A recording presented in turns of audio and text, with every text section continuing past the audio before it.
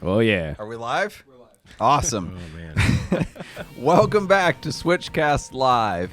I am your host, Doug Tappett, and SwitchCast is the podcast where we seek to educate, edify, and entertain you on the drive of your life. Tonight, I think it's going to be a lot more entertainment than edification, as we're talking mostly Cannonball, as my co-host tonight is also my co-driver, or rather, I'm his co-driver, Arne Toman. Mr. Cannonball in the house. Cannonball record setter with me of 2725 and 2539, and owner of Cannonball Garage and co-founder of AMS Performance, all-around automotive expert and true car guy. And Arne is a second offender, repeat offender on SwitchCast, but last time we barely scratched the surface of Arnie's experiences and knowledge, so we're going to try again to get into some fun topics and have fun with everybody. So I don't know if I can live up to all that. I'll do my best. You will. I sell myself harder than that, and I'm nowhere near the level of that you are. So people are not getting their money's worth with me. So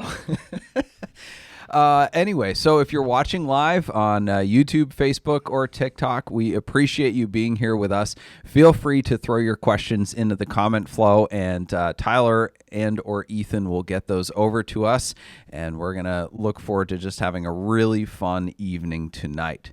So Arne, to start out, give us a background for those people watching who don't know you or who weren't tuned into the last episode. Just give us a quick overview of what you do and kind of why you're here. Well, I'm a big Cannonball fan. Obviously, we met through Ed Bullion on VinWiki and decided to team up. We broke a couple Cannonball records together. No big deal. Yeah. I mean, my automotive experience, I've always been into cars. I guess my first big endeavor was AMS Performance. Started that with my buddy Martin in 2001. What is AMS Performance? It is a big deal for those that know, but oh yeah, for those that don't. Guess yes.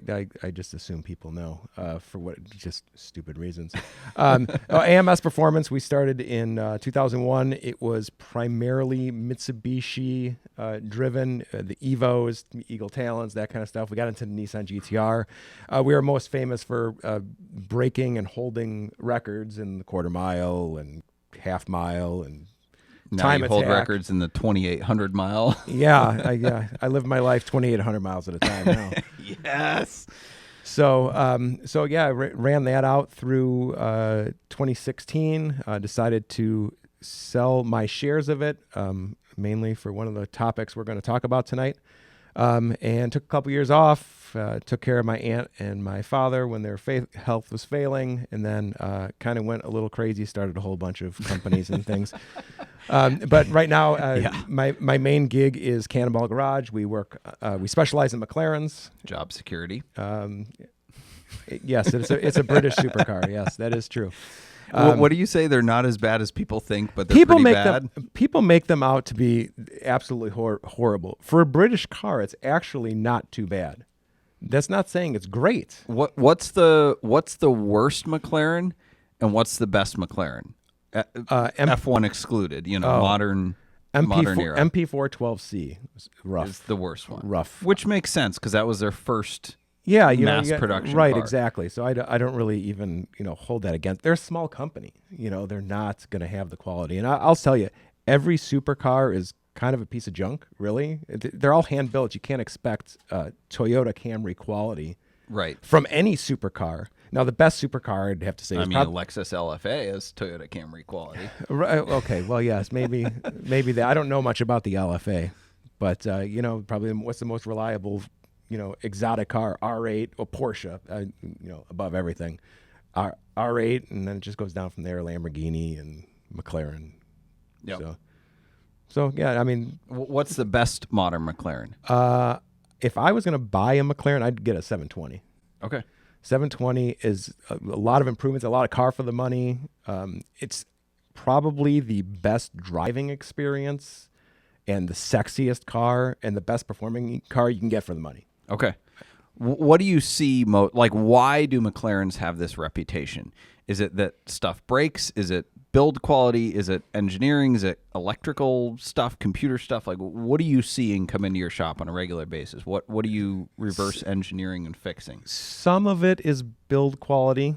Once we've gone through a car and, found some mix match hardware or something, we've never seen anything like really catastrophic come out of it, but they're known for suspension accumulators. Like everyone's like, oh, the suspension accumulators. And it's like, sure, the dealer charges a lot. They charge like $9,000 to replace these accumulators on the suspension. And they go bad after 2 to 4 years, depending. But that's pretty quick. Right, but if you own a car like that, and I do it for like half that. So every 3-4 years you got to replace them, and they've actually made improvements to the accumulators. So it's like the longevity is better. So it's like, is that going to deter you? Is a $5,000 thing every 3-4 years going to deter you from that car? Like, I guess it could. Well, I think it depends. Like it shouldn't necessarily on a $400,000 720S, but maybe on a pre-owned 650S that's less than $200K, then that kind of maintenance comes into play for sure. Yeah, I mean, kind of is what it is. They've improved the part, so we're seeing them last quite a bit longer. So good. So yeah, they're known for that, and coolant. Probably their biggest problem is the coolant hose clamps. They've got these like they put them on and they're kind of like tension based, and over time they just like loosen up. So McLarens are known to like leak coolant, so we just replace the clamps, and then it's not. I want to give McLaren crap for that, but Porsche is notorious for the same thing. They use glue to keep the rubber hoses on the metal pipes for the cooling system for Porsches. Right. Porsches that go on track a lot. And then you can spill coolant, and coolant is slippery, and you cause all these wrecks. And I'm like, really, guys? And the glue just fails after like 5 to 10 years. Yeah. Out of the blue. So yeah, they're a major company. They should know better. McLaren, I guess, gets a pass. I'm a little surprised by Porsche because I hold them in very high regard for most things. That's a little surprising to hear. But McLaren. Any British car's got electrical problems, right? Yeah. And McLaren's no different. You'll get a lot of fault codes, just like the car will just like freak out randomly. But if you like put the car to sleep, it's not going to leave you stranded. It'll do some annoying, quirky things, but it's not going to you're not going to be broken down on the side of the road. It's just, you got to like shut the car off, put it to sleep for a second, let it regain its composure. I feel like that's what we have to do with people too. Right. Maybe so. I mean, not put them to sleep, but reset. Calm down. It's getting dark. Anyway, so you sold out of AMS, and you kind of saw the writing on the wall. And this is one of the things I want to touch on, because this is starting to affect us as dealers as well. And I think it will more and more in the future. But one of the big topics in automotive spheres is, zero emissions cars, quote unquote, EVs versus gasoline powered cars. And so people are looking to the federal government to mandate these things for new cars. But I think something that people are not paying attention to is what the EPA is doing behind the scenes. And even when I've brought this up, people say like, oh, well, my state doesn't have e-checks. I'm like, that doesn't matter. The EPA is a federal agency, and they are essentially all powerful. And they are shutting down car enthusiasts in any number of ways. Can you talk about how you saw the writing on the wall, kind of what they're doing and how that's affecting tuning companies and car enthusiasts by, extension? Yeah, well, yes, I mean, I saw the writing on the wall, probably in 2008, 2009, because, we used to sell, test pipes for people to, delete their catalytic converter for the racetrack. And, I heard some people getting in some trouble. So I just took them off the website. And I remember, talking with my business partner about it. And he's like, man, we're going to lose sales. I'm like, well, I mean, why advertise this so blatantly? That's, we don't want to be in the spotlight for this kind of stuff. It's just best not, best to comply, honestly. And my big thing is, being in the performance industry, I equate it to having like a really hot girlfriend. It looks really great, and it's great to talk about, but man, it consumes your life. And it's like 2 jobs in one. Like you can never do anything else. If you've got a big automotive performance company, like that's all you can do, because it's like trying to keep this thing on the rails. You've got, customers that maybe had different expectations, and then they're blasting you on forums or Facebook or Google reviews.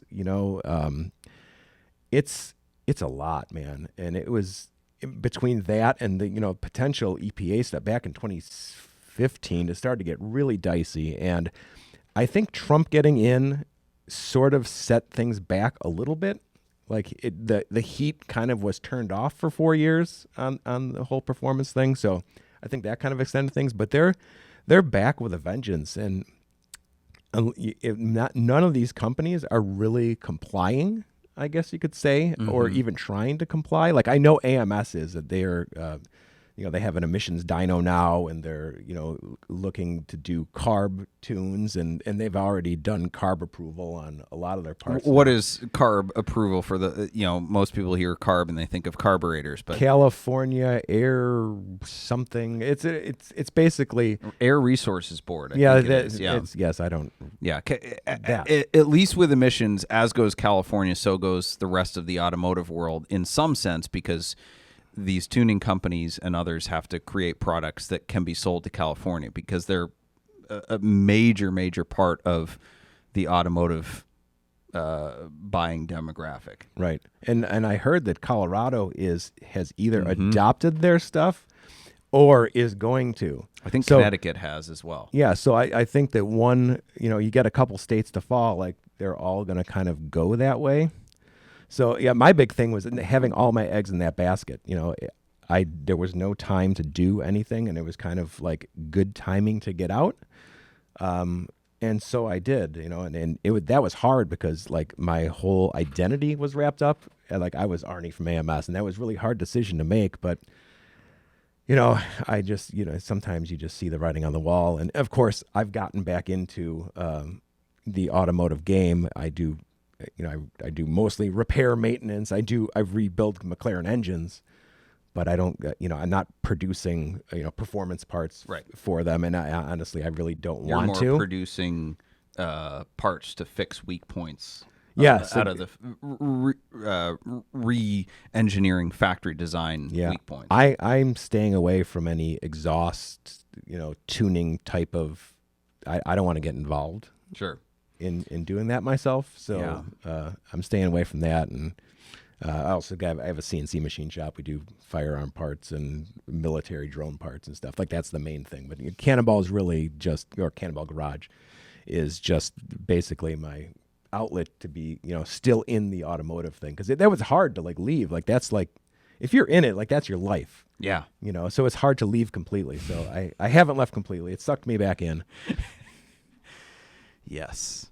So what have you seen? You talked to me a little bit about what you've seen in terms of fines and scrutiny that tuning companies and not necessarily AMS, but just tuning companies in general have experienced in the last few years. Well, the diesel industry's taken the hardest hit from what I've seen. And honestly, I think they're the ones that kind of brought it on. Not necessarily the companies themselves, but, people rolling coal on Priuses and stuff. I think they really agitated the environmentalists with that kind of stuff. And I think that's what kind of brought the heat on everybody.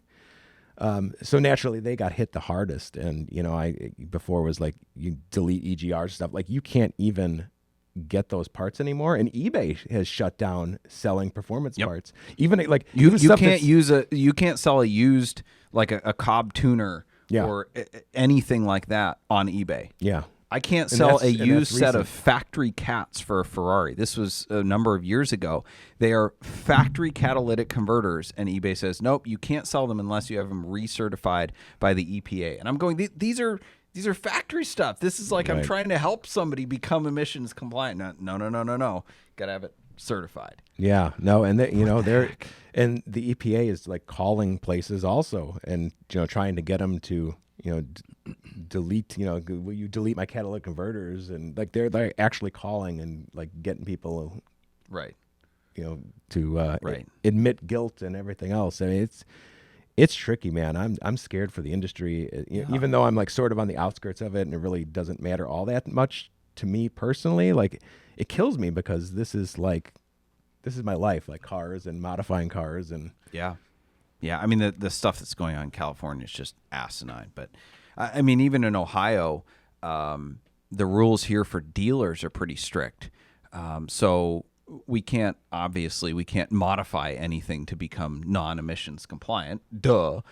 Not that we would as a dealer, but we buy cars often that have been modified in some way, and they're perfectly legal in some jurisdictions. But the rule for Ohio is that a dealer not only cannot knowingly sell a car that is non-emissions compliant or has had, emissions modified. And of course, their description is incredibly vague, right? It's not just like non-emissions compliant, but any sort of modification that could affect emissions. It's like, what does that even mean? But you can't buy it. So if a customer wants to trade a car in, they say, well, you can't buy it because that is a transaction and that's illegal. So you can offer to fix it for the customer prior to them selling it to you, but you can't buy it. And I'm like, to me, that's where the law becomes really stupid, because I'm like, let's say the dealer goes, okay, your car is not emissions compliant. We're going to take it in on trade, and we're going to make it emissions compliant because we have to in order to sell it, and we're going to do that as part of our recon process. I would think the EPA would go, oh, yeah, great. We're going to regulate the dealers and make sure they turn these non-emission compliant cars into compliant cars. But no, they say you can't legally buy it if it's not emissions compliant. You have to force the customer to fix it first. I'm like, come on, guys. This is really over the top. Right. But, like, it's a federal agency. They got power to do this stuff. Right. Like, I mean, and crazy. we all know that, the small amount of people that are, that would be modifying their cars pales in comparison to cruise ships, industry, and everything else. But they have the money.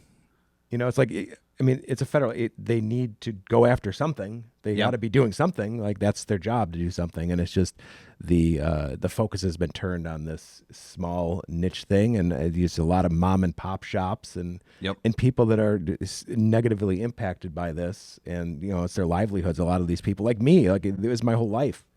It was hard to shift gears. Not everyone could just shift gears. Thankfully, I already had a CNC machine shop going, sort of on the side. I was able to step in and do that. But that's gonna be tough for a lot of people. It is really ridiculous to target the enthusiasts, because I've all my cars pass e-check, but like, let's just say I had one that had been modified to be not emissions compliant.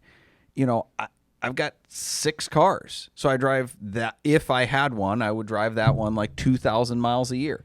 That doesn't make one friggin' dent. That's like 3 cow farts, and like, right. It doesn't make a difference, but they're targeting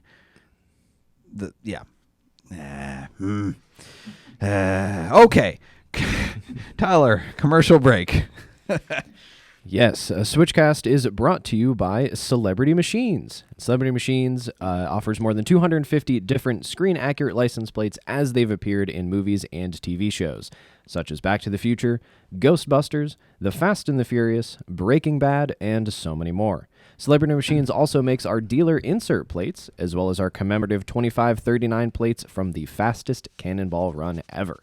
Visit CelebrityMachines.com for more info, and use promo code SwitchCast to save 25.39% at checkout. When the hat is on, I don't know where Doug went, but the Corvette Curmudgeon is here.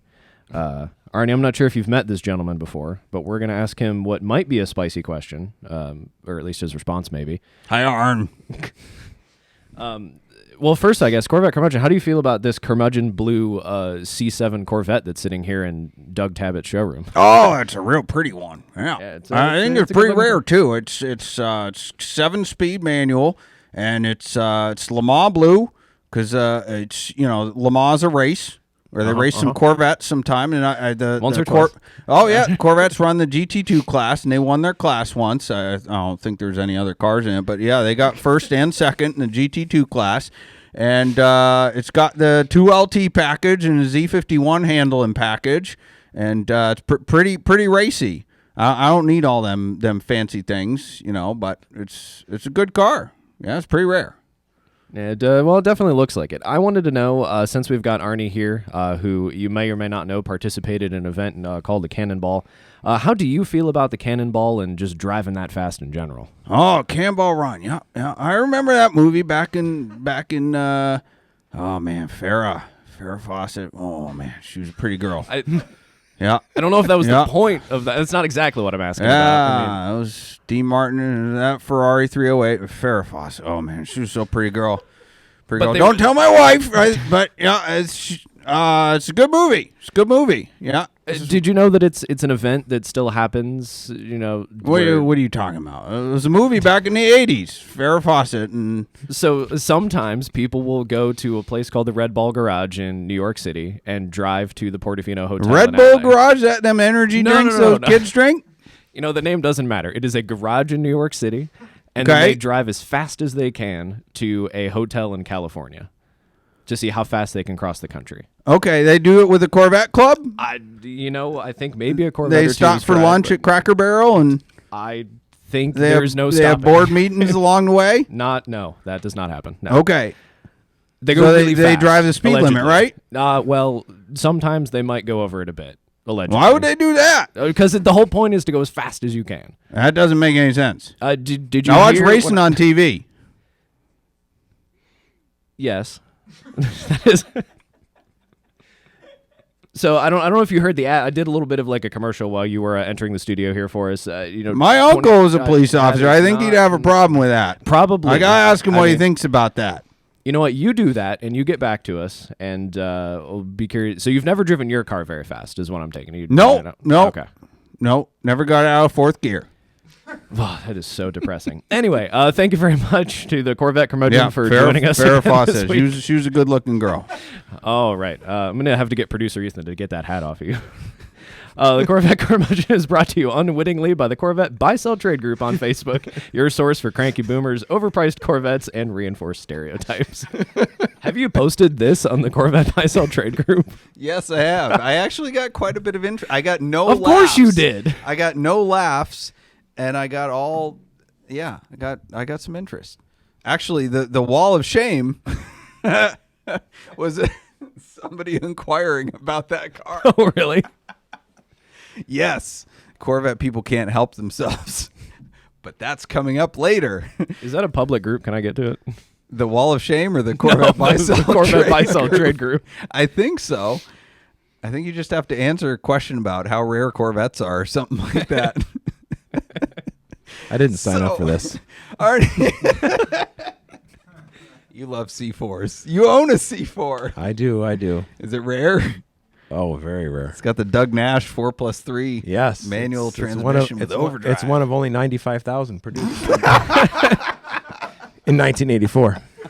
I did ask ChatGPT a couple weeks ago what the best Corvette is for a Corvette Curmudgeon because I got it to define what a Corvette Curmudgeon was, and it was spot on. And it said a C4 because it's financially practical. Yeah, it's not I would say that's correct. Go ChatGPT. Okay, so speaking of Cannonball, let's talk about rental cars. Arne and I were hanging out with a NASCAR driver today, and the topic of rental cars came up and what real racing drivers do with rental cars. I think it was really more their teams. Their teams, yes. I think people are generally scared to buy rental cars because they think that's everybody. They I think be. Most people actually take very good care of rental cars. It's just a few car guys and racers, whatever. Oh, but my goodness. You guys used to go drag racing with AMS. Tell me about what you did with the rental not cars. Me. Them. I honestly, I don't like destruction. And I never understand these people that just like jam the cars in reverse and do all this. It's like J-turns? I don't know. I just don't like destroying stuff. My guys, it's my not guys, intentional. however, It's a byproduct of fun. Oh yeah, Oh, geez. Yes. No, things have been done. I remember one year, Texas 2K burnout contest. We had rented 2 Impalas, and they decided to enter in the burnout contest. So they took the spare tire out of each one, put it on the front, unbolted the exhaust, and entered the burnout contest. But the problem is they blew both the spares. You threw them back in the car, and no one was the wiser. But that was just one thing. And then we also had, we used to do a lot Texas 2K for the non-car people. Oh, big is drag racing huge events. drag race Yeah, with it's like 1,000+ horsepower cars. Well, yeah. Right? Well, now it's like don't even show up if you don't have like 2,000 or 2,500. Right. But yeah, back then. So you're partying with the rental cars amongst Yeah, that, no, yeah. it's a big event, a lot of shenanigans. But I think the worst one was we actually had this rental car nitrous kit that we would bring to all the races, and it was in a duffel bag, and it was basically just a nitrous bottle. I take it you didn't fly there. No. We usually sent that with the rig, and then the people who, obviously people fly, some people go with the rig. But yeah, we had this rental car nitrous kit, and it actually had like a plug that you like plugged in the cigarette lighter, and you just run the hose into the intake. And one year it was a Dodge Caravan, and normally you think you go to this race and you should be focusing on your race car. Well, they couldn't because they had blown the plastic intake manifold clear off of this Dodge Caravan. So they were busy going to junkyards and trying to find a replacement and wrenching on the rental car so they'd be able to drive it to the hotel and return the thing. And every time I hear this, I just shake my head. I'm like, you guys are nuts. Like, why do you got to destroy everything? Because they're rental cars. And yeah, this is dating back to my days. I don't know what they're doing these days, but they weren't the only ones. Let's just put it that way. You'd be driving through the pits and they'd like make eye contact with you, throw it in park, and like the parking pod be like, and they'd just be looking at you like a gangster, like, that's right. Just like, yeah, it's the teams. It's not the drivers. It's these freaking teams. Yeah, I would never buy a rental car. I think it's the drivers. And I also don't beat on rental cars. I wouldn't buy a rental car that was rented in a region where there's a racetrack nearby. Oh, that would be bad. Or a beach. Yes. Yeah, that too. We've done some things with a rental car on a beach. But yeah, anyway. Yeah, so speaking of hanging out with a NASCAR driver, what were we doing today? We're hanging out with a NASCAR driver? Right, but why? This is very big. Are we allowed to talk about this? Yeah. Should we talk about it? So there's a thing in the works. A thing. Arnie and I did a thing called the Cannonball Record a while ago, and there's a documentary in the works for reals. And we're up there with the production team, meeting with some potential sponsors and collaborators, one of whom was a NASCAR driver, which was a lot of fun. Yeah, no, it was really cool. Race some go-karts and smoked him, but I had the faster cart, so it wasn't really fair. You're supposed to leave that part out, Doug. Well, if I had the slower car, I would be making the same excuses. I'd be like, it wasn't fair. I had the slower car. These rental carts they're not all calibrated the same. The limiter is... So the restrictor plate? He was gracious. He did not complain at all. He was No, just like, he man, really was. Do you have any grip on yours? Can yours turn? I'm like, yeah, mine turns fine. Poor guy. Anyway, so that was a lot of fun. So talk to us a little bit about the documentary. It's a documentary about our Cannonball run. Yeah. And about Cannonball completely. Like, yes. That's, there's been a couple documentaries which were really good and that we all loved. There's not been a documentary that covers it from 1903 when the first known, I guess, record was set, kind of setting the stage for Cannonball Baker, who, did his records, and then obviously the Cannonball run when it became a race. And then when it went underground, and then Alex Roy, Ed Bullion, and then us, it kind of will take the viewer through the whole thing. And, it's going to be, we're hoping, the best Cannonball documentary that's ever been made, and something that, your wife would be interested in. Yeah. I mean, I think the production team who's here with us tonight, we're happy to have them here.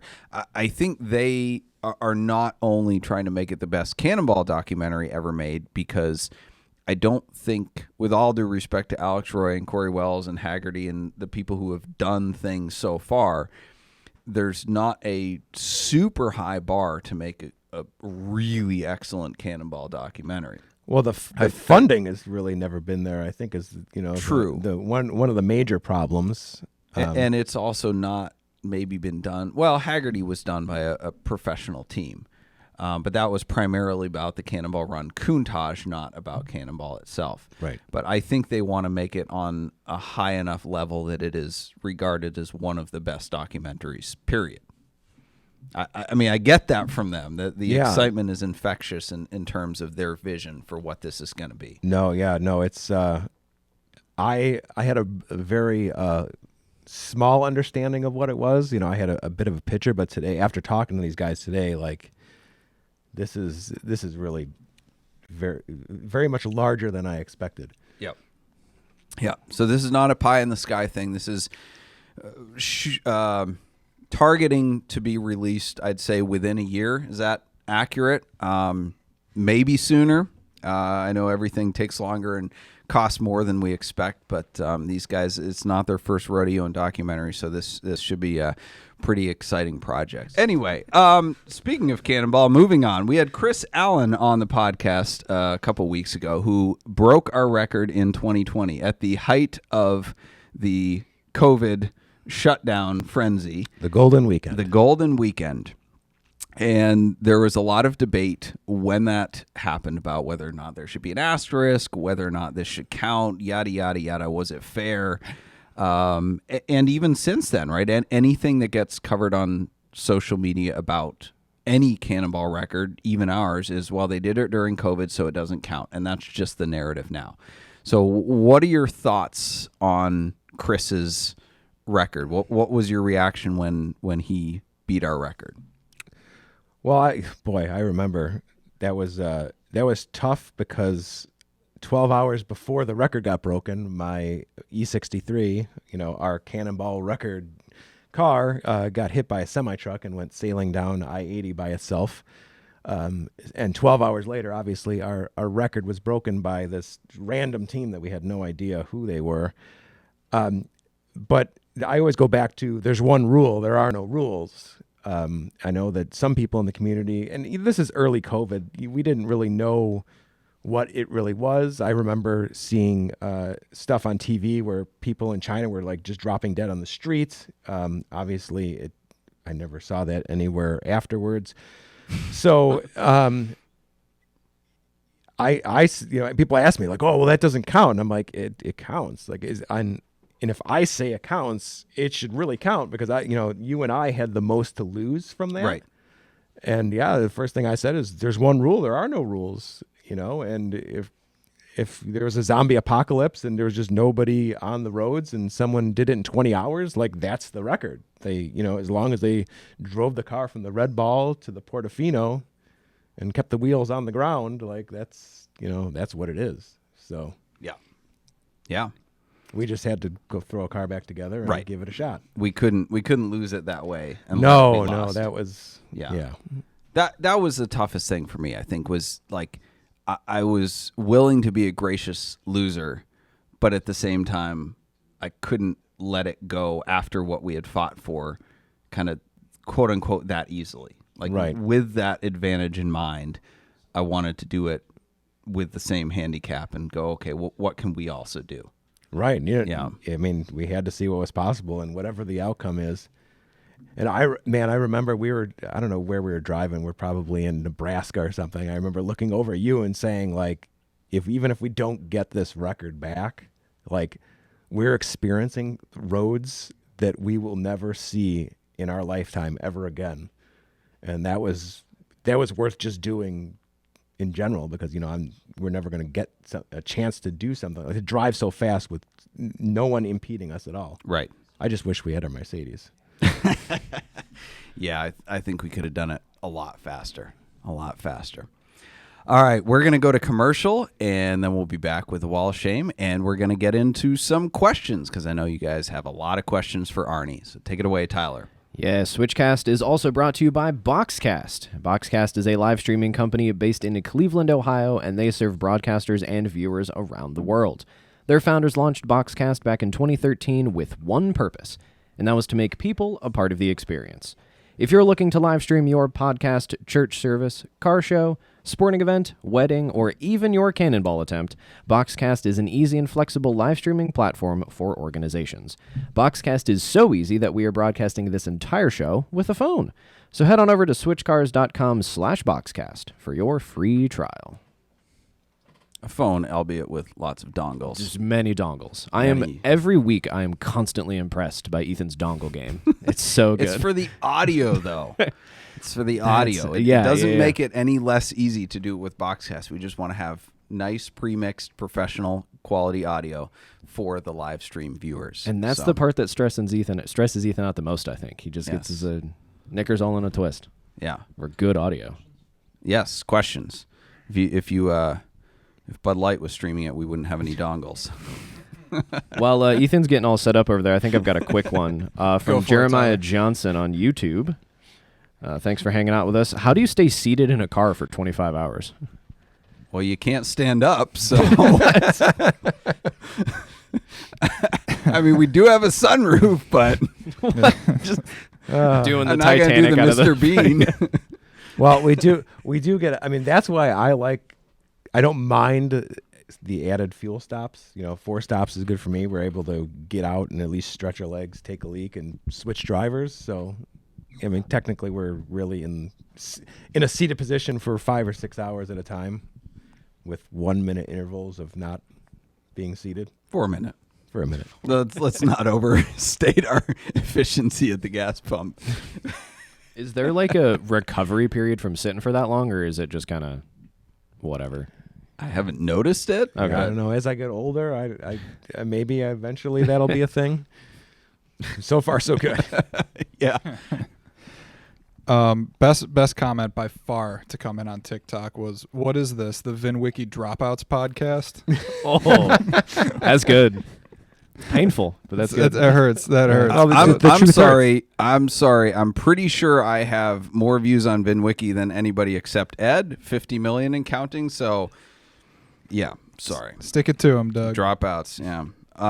I forgot the Wall of Shame, because that's actually supposed to follow the commercial break. So, of course, we have to get to the Wall of Shame, which is, the reverse review. Customers can leave reviews for dealers that they don't particularly like, even if it's just as simple as an interaction. And this guy might leave us a review, but this is our chance to reverse review and make fun of customers. Of course, never sharing their personal information, because that's illegal. But somebody inquired about said Corvette that we have in the showroom here, and selling Corvettes is always, it always brings out the negotiators and sometimes the cranky people. But somebody inquired and basically said, "What dealership are you at?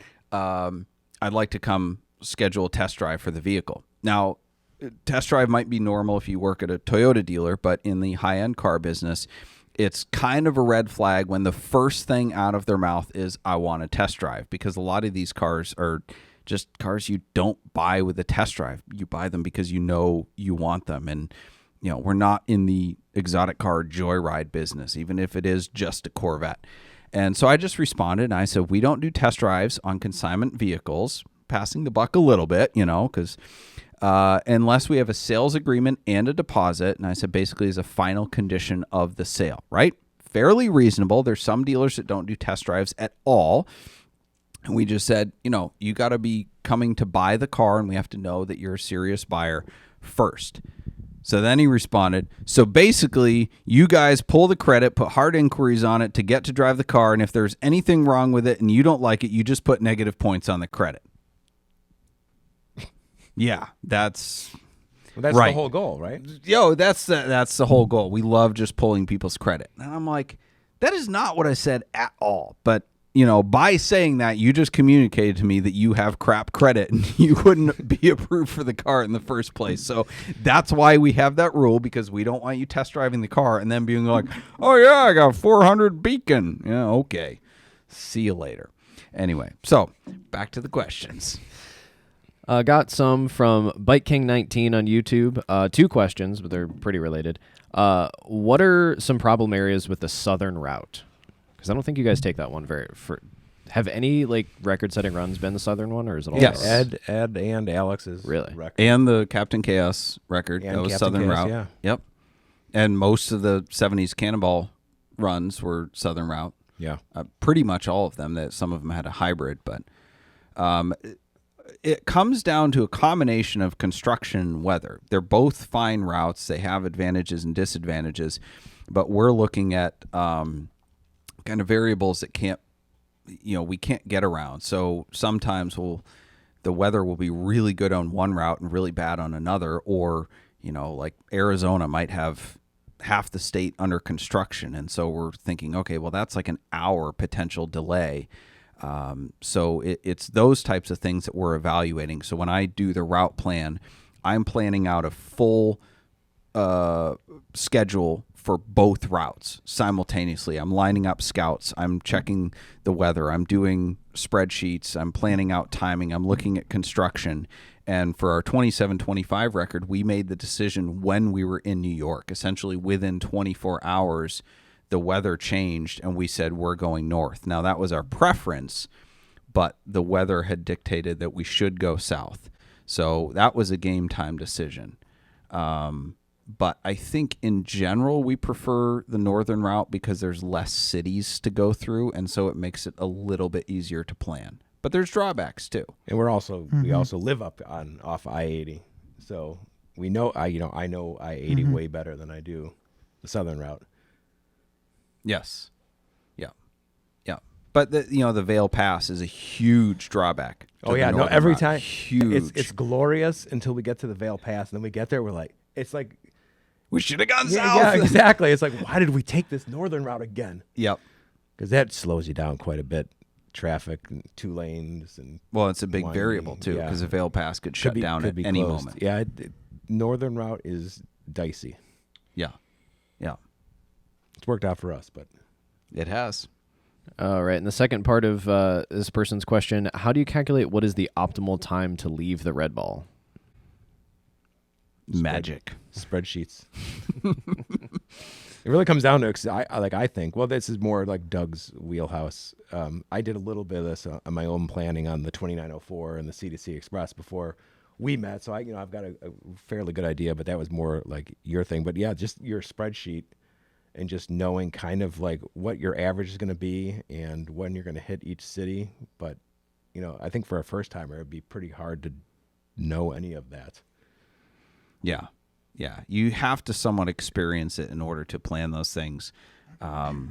There's some things you can glean from Google and traffic algorithms and stuff, but a lot of it's boots on the ground knowledge. And like we even got that wrong, really wrong on the 2539 run because we didn't factor, and none of our scouts even factored in for the crazy vacation traffic, weekend traffic returning from Utah to California on a geez. Sunday afternoon. I Yeah, mean, that all the was like- research I did, all the people I called, nobody was like, "Oh, hey, yeah, you should watch out for this."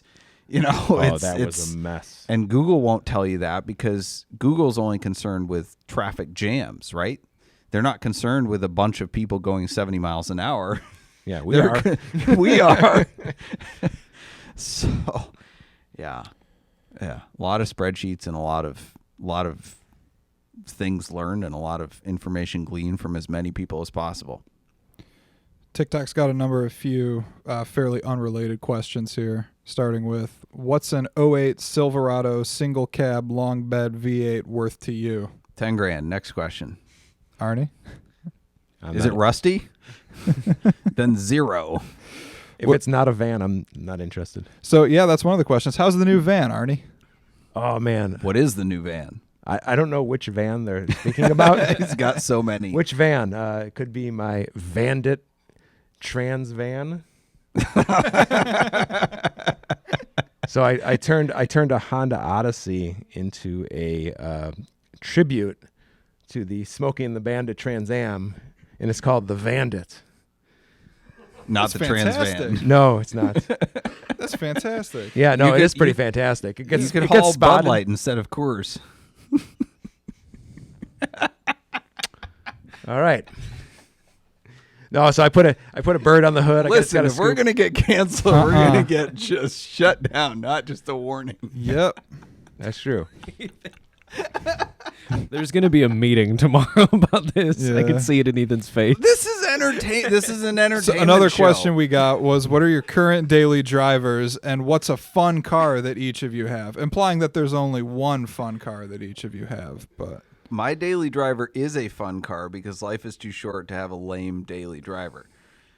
what did you put snow tires on last year? Porsche 997. There you go. Tyler's right up there. Your daily drivers are Yeah, we got a 996 and a 968 until it gets salty up here, and then I drive a stick Volvo wagon. which So, is still cool. yeah. Yep. And Arnie. Arnie's got something. I can't drive anything nice in the winter, so I always have a sacrificial vehicle. So when my dad died, he had an 06 Mercury Milan, and my dad was a dork. His name was Milan, so he had to have a Mercury Milan when that came out. Oh, and great. so I drive his car. That's my beater because can't let it go. My mom doesn't want to let it go, and I understand. So I drive that in the winter, or Milk Jug, which is our 03 Honda Odyssey with over 250,000 miles that we use for our shop van. It's white. I think I've ridden in that one. Yeah, no, Yep. it's a fine piece of machinery. So that's what I drive in the winter. And a fun car, I think the most fun I'm having right now is the Vandit. Like people just eat that thing Do up. you It get gets stopped? Oh yeah, places and, oh like- yeah. And what's funny is like sometimes my wife drives it with the kids, and like they get a kick out of it because just she'll be at the gas station and some Corvette Curmudgeon comes over. It's like, wow, this is a pretty sweet van. So the reactions are pretty funny to that thing. So That's fantastic. that's honestly that's the most fun I'm having in a car right now is a Honda Odyssey. Does it have a 6.6 liter? Do you guys want to hear the interaction I had with ChatGPT today about Cannonball? Sure. Yeah. So I asked. It's probably more accurate than the general American understanding of Cannonball. So I asked ChatGPT not what it was, but what its opinions on the Cannonball were, and it said, it gave me the caveat as an AI language model. I don't have personal opinions, all that. Then it gave me some, Just a Siri all over again. more or less, yeah. But then it gave me, a little backstory. Irwin Cannonball Baker, 1933, and then it gives me another very long caveat. While the Cannonball Run was not legal, it gained popularity and media attention in the 1970s and 80s. However, due to safety concerns and increased law enforcement efforts, the race was eventually discontinued. It's worth noting that the Cannonball Run was dangerous and an illegal activity. It's not advisable to attempt. Safety should be a top priority. So then I asked if it knew who Doug Tabbitt and Arne Toman were, naturally. And ChatGPT said, "Do they know Fred Ashmore?" And no, Fred did not get name dropped here. For better or for worse, he did not. And then it said, yeah, I'm familiar with Tabbitt and Toman. It says they drove, in the modified Mercedes-Benz E63 AMG. It was 2015. They took the record in 2019 and all that. And then it gives me, and then after all that, it says, it's worth knowing that the Cannonball Run is an illegal activity. Breaking records like this is not only dangerous, but highly discouraged. That was my run-in with I disagree with the ChatGPT. dangerous part, but okay. It did the same kind of thing when I was getting it to try to be mean to Corvette curmudgeons. It Yeah, was like, it no, wouldn't do you it. should respect everybody's interests and be fine. I was like, no, tell me a joke. wouldn't take the bait. That's great.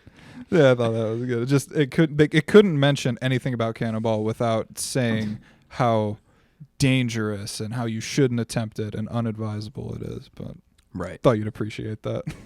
Maybe you didn't. I mean, we give the same caveat. Honestly, we give the same caveat to everybody who asks about it. We say, don't do it. Don't do it. It's stupid. It's Sure. dangerous, et cetera, et cetera. not everyone should attempt it. Sure. Right.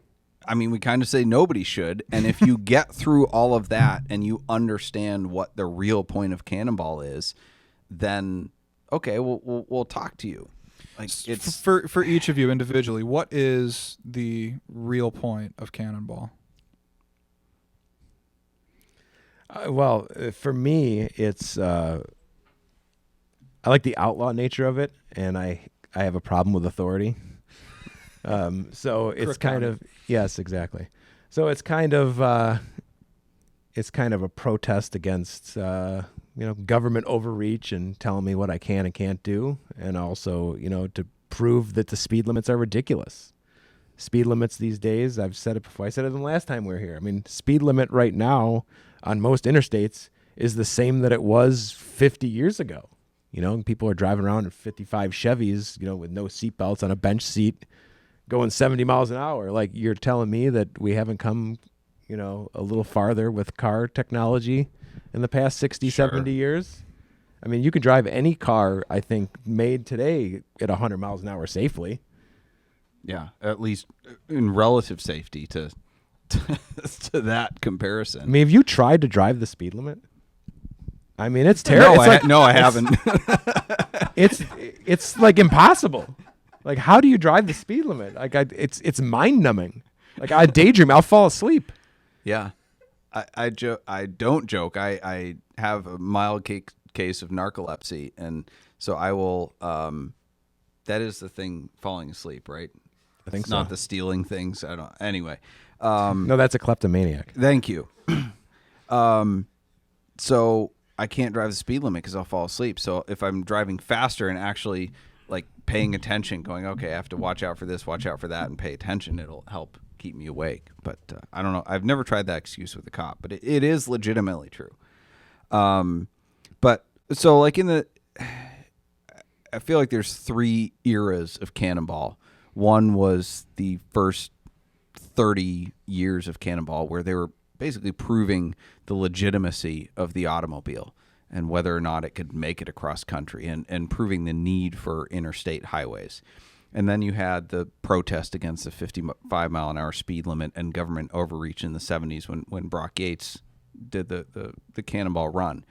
But I think I've danced around this to find out like what my real point of Cannonball is.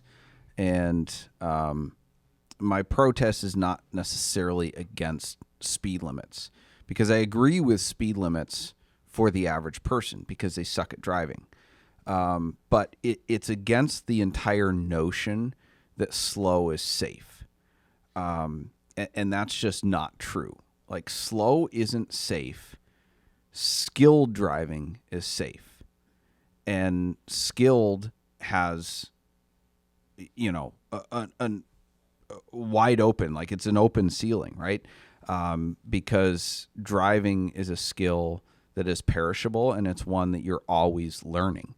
I am not to the level of skill that I want to be. I'm continually improving. Mm-hmm. But in general, focused, purposeful drivers with proper training are safe at nearly any speed, and far, far safer than the average person who's just out there driving thinking that they're okay because they've never encountered a situation that has tested their skills.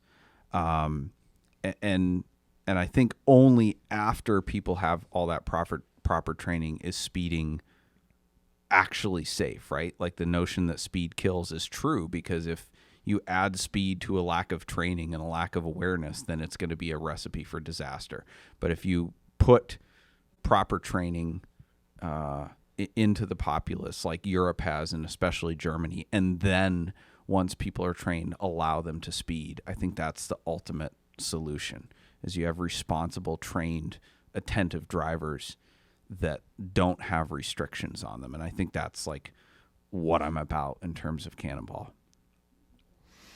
That's good. So once someone understands that, in conjunction with maybe the absurdity of speed limits, but isn't necessarily just out to do it for the clout, for the social status that comes with being the record holder, or to just want to do it because they want that media attention or whatever, then that's when they go ahead and do it after being told 100 times by 100 people to not do it, when they're like, no, but I have to do it. Like, you don't understand. I have to do this. For you guys, is there that desire that, like, I have to do this? For sure. I think everybody has a different motivation to doing it. Some people, it is just the clout or breaking a record. And that was true for us too. Like, we always were a fan of Cannonball, so we're like, we have to beat this. Right. No, I always have to have a goal in mind. and it's usually involving long distance or something that takes a lot of time and a lot of effort. And Cannonball it stuck with me from being a kid, and it's something I had to do. And I was so, like when Alex Roy broke the record, like I was just chomping at the bit, like is the book, documentary, any like piece of information that I could get and read about. But there wasn't much there, you know, and that's when I started doing Cannonball stuff. I started in 2015. I did the 2904. I said, I'm going to document this for the world to see. And I don't care. I wasn't doing it for the clout. I was doing it for 10 people or 100,000 people. I didn't care what it was, but I know that if there's anybody else out there like me that was like very interested in this idea, I wanted to share my experience of doing it. Mm-hmm. And it was supposed to be a one and done. And my wife always throws it in my face. She's like, I remember you said this is a once in a lifetime chance, and here we are. A dozenth in a lifetime. Yeah, and you do it every year, and now you do rallies, and you know, it's sort of started a snowball effect in my life. It was once in a lifetime, but now I think you're a cat because you must have 9 lifetimes. I do, I guess so. Do you guys feel like that spirit has been preserved, like in the community? Like most of like we hang out with guys like Steve Brown or Nick Kruger or whoever. Is that spirit of I have to do this, I'm genuinely passionate about that? Is that the prevailing kind of feeling within the Cannonball community today? Yeah, I think so. Yeah, absolutely. Yeah. Cool. And I encourage people that, you know, that I'm going to do it someday. I said, look, just go rent a car, get your buddies, read the books, prepare, but don't go with any sort of, goal in mind. Just go and do it. It's the ultimate road trip. Mm-hmm. Even if you do it in 40 hours, like in a Nissan Murano. It's cross cab. Yes, you got to do it in a Murano cross cabriolet. That's how you're going to break a record. But it's the ultimate experience in a car. Like it's the ultimate thing to do for someone who loves cars. If you did it in a Nissan Murano cross cab, you could call it the cross country LA. Or not. All jokes must go. That's right. No, that's good though. That's what I know. Doug and I have talked before, and that's been kind of your feeling about it. Is just go, just do it, right? Yeah, and because you're there's not a lot of talk, and you're not going to set a record like that's completely insane to think that you can go and break a record on your first attempt. Right. There's a lot to learn. Just go out and do it. Go do it with your buddies. There was just a team that just did it as that was their bachelor party. Yeah. And that was cool. That was really cool to see. It's they did it in Panther chassis. 35 hours or something like that. I mean, Yeah, it was a fast, respectable time. Right. It was less than 35. It was 34 and change. Their goal was to beat Brock Yates' time. Yeah. And they did. And that's, that was great. honestly, that's an admirable goal. I mean, it's something you could check off. Like, I did a Cannonball. Right. I went faster than all the guys in the 70s. That's pretty cool. I like it. Yeah. Cool. So Gonzo Prius over in the YouTube chat wants to know what happened to the diesel-swapped Honda Insight from the musket ball. Well, we know Doug does. Doug doesn't keep stuff that he doesn't want. He was able to rid himself of that ultra beige. I still got it. I had so much money invested in that thing. I couldn't bear to get rid of this thing. So it was never like 100% finished. Like the back end of the car is all like just open exposed metal. So my buddy Sean is doing the interior on it in the back to complete. He really loves the car, so I sent it down to Miami. He's using it as a daily driver right now, and he's going to be finishing the inside of the car because I just feel that car was so cool and it needed to be like finished. So I'm finishing it, and then I don't know. I have this like fear that if I know, you know what, it's definitely gonna happen. If I sell that thing, all of a sudden Fakar is gonna be like, we're doing another musket ball, and I'm gonna have to build another damn car. So I'm like, I'm just gonna keep this thing. I do enjoy it. It doesn't have air conditioning. That's like the biggest drawback of it. But I mean, I haven't tried to see what kind of fuel economy it got, but it got flat out across the state of Nebraska. I think we calculated got 33 miles per gallon, wide open, 121 miles an hour or whatever that thing would muster. So that's pretty good. So I'm figuring this thing's got to get like 70 miles per gallon if you drive it like normal. And when what's funny is when we drove it, I was supposed to drive it down with my buddy Stan to the DCT World Cup that we hold every year down in Tampa. Something came up last minute, so I had to send him on his own. But I'm like, fill up in Chicago and see if you can make it to Tampa. That's 1,450 miles, and he made it without stopping for fuel. So the thing's getting over, well over 50 miles per gallon. And he averaged his average was like 82 miles an hour. So he was getting after it, and it still made it on one tank of fuel. It's pretty cool. Overall average 82. Yeah. Mm-hmm. That's Cannonballs back in the day. Yeah. Yeah. Now the thing gets down. We tuned it up though now. Like it's not on the 100 wheel horsepower tune anymore. So now it's I don't know what it makes, probably a 170 or something wheel. Wow. So it's quite a bit faster. And actually a fun car now. Yes, it is. It actually like spins the tires and like it's Torque steer. Yes. Oh yeah, no, very torquey. Awesome. Well, we would be remiss if we didn't bring you the Shrewd Negotiator, brought to you by VinWiki, from which apparently we are dropouts. Don't know why. Arnie, how long has it been since you told a VinWiki story? Oh, it's been a while. Okay. I'm a dropout. Maybe you are a dropout. Maybe he is probably commenting. I'll be down there this weekend. So if you're missing stories, I'll be down there talking about, I don't know, Bud Light, I guess. I've got some stories. I got to get down there. But yes. You have never-ending stories. I do. I have a lot of stories to tell, but I have not as much time to tell them. So the Shrewd Negotiator is typically somebody who is one step removed from the wall of shame, but they're trying to get there, and it's somebody either selling or buying a car, and they have an interesting negotiation tactic. So this one was a BMW Z3 Coupe, which is a very, very rare car. I think actually more rare than the M Coupe. But anyway, we had found one on Marketplace, and we were trying to buy it.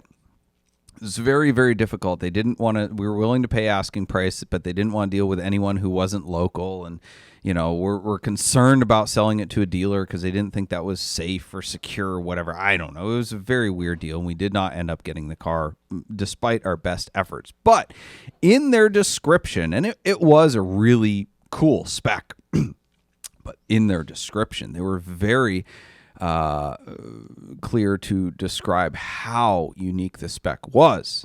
So let's go through it. This is from their ad. Production stats. Total number with the M52 engine, 1,018. Total number for 1999 model year, 750.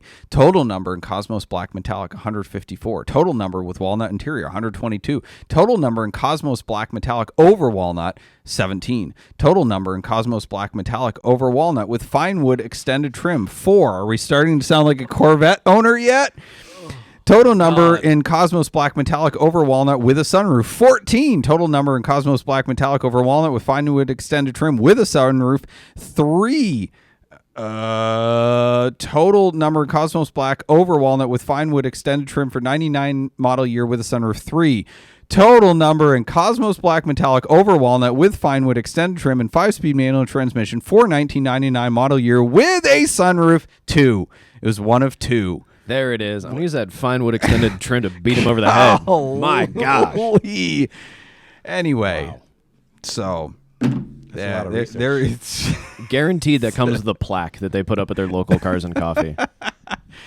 Oh my gosh, auditioning for the Corvette Club there. All right. I do love me a clown shoe though. It is a good looking car.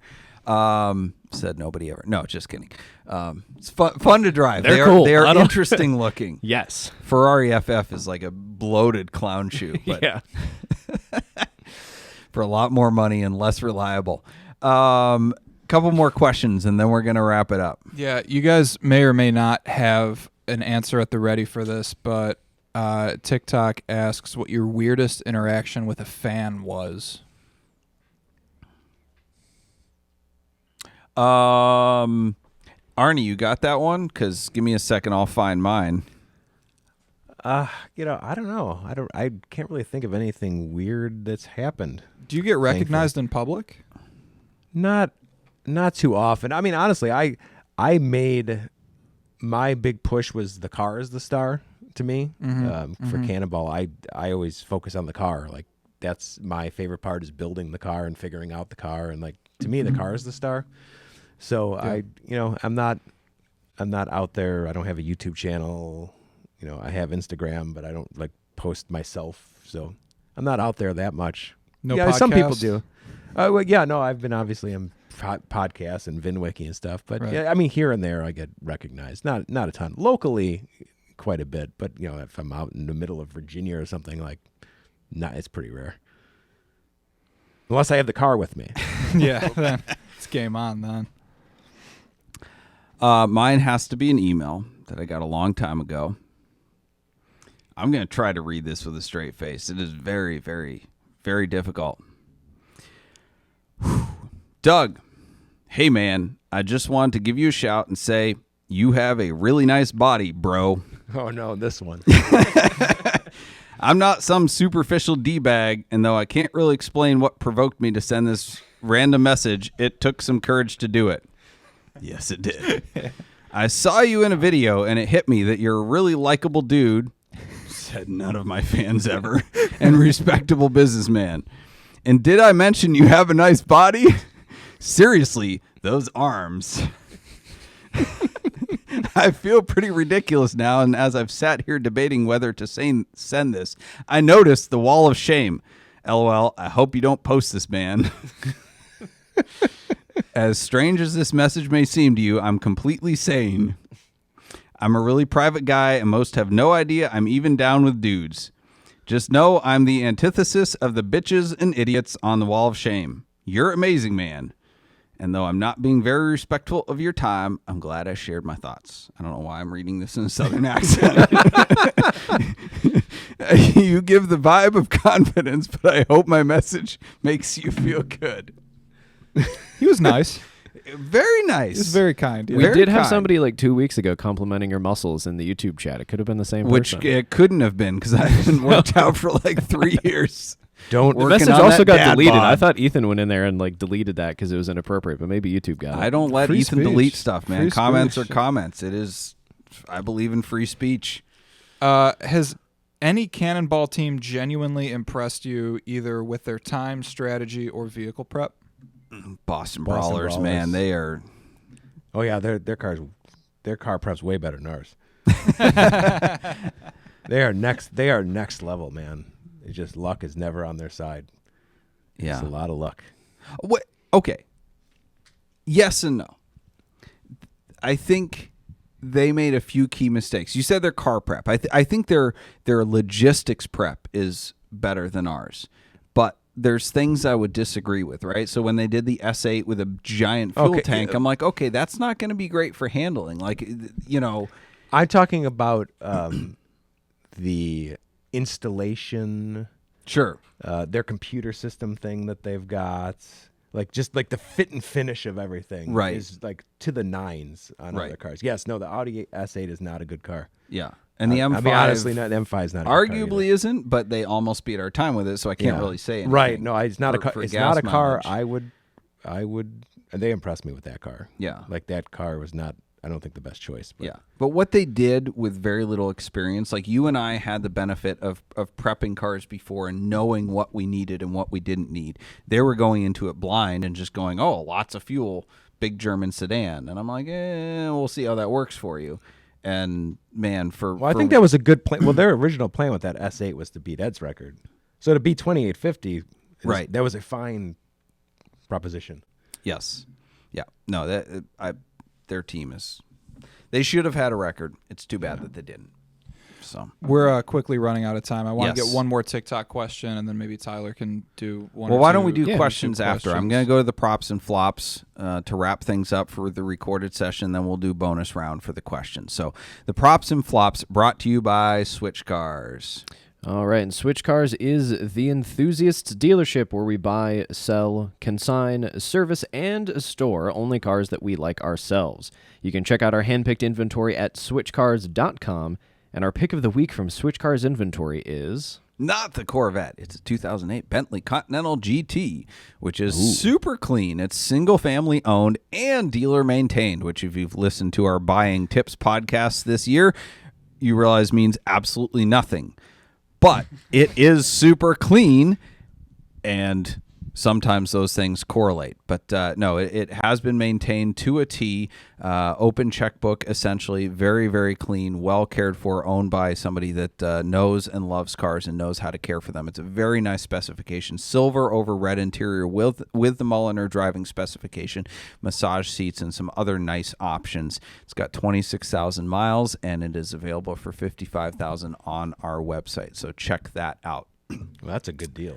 That's It a lot. is. That's a lot of car for the money. It is. It was $192,000 originally. Yeah. Appreciation special. I've driven a couple of those. Like, aside from the fuel economy, like that would be a very comfortable Cannonball car. Yes. If they got better gas mileage, that would be an awesome Cannonball car. I think someone calculated it on Instagram that it was $6 per mile in depreciation that the previous one Only, not service, not gas. Only in just- depreciation. Yep. So our flop of the week. Oh man, the Cleveland cars and coffee scene has been trying to catch up to the rest of the world. Most notably, Texas, I think, is famous for this. But no Mustangs were harmed. But in the last week, a BMW M4, I think, M3, and a Mazda Miata both wrecked, leaving cars and coffee. Yep, they tried to show off leaving and overcorrected and hit a tree and a pole.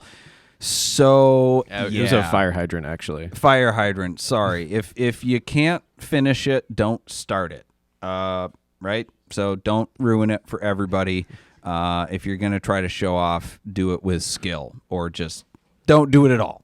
Right. I can't, in all honesty, say that because I've left a lot of cars and coffees in smoky sideways, whatever. But like, I knew I could finish it, so whatever. Anyway, yeah. Stop wrecking when you leave cars and coffee, please. Just stop. Our prop of the week. I don't know why this is a prop, but it just is because it's awesome. So I pulled this from the Dealership Life Facebook group, which is an incredible source of information. A customer came in to a dealer, wanted to trade in a 2019 Kia Sedona that was on a lease with a 12,000 mile per year allowance, but it had 234,000 miles. Which means that this 4-year-old Kia that cost $30,000 new had an over mileage charge of $50,000. Like, how do you do that? Like, how do you think that's going to end? I mean, at that point, you just buy it out, right? Like, it's way cheaper. Yeah, right? Like, Oh my what's my gosh. residual? 10 grand? Okay, I'll take it. I will take it.